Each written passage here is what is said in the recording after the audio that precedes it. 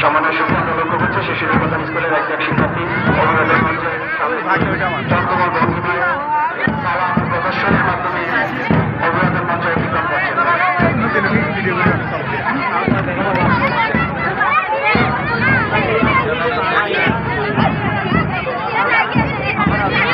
অভিভাবকের মঞ্চে অতিক্রম করছে শিশু নিকেতন শিক্ষার্থীরা শিশুকানন ক্রিকেটের স্কুল অত্যন্ত ছন্দময় ভঙ্গিমায়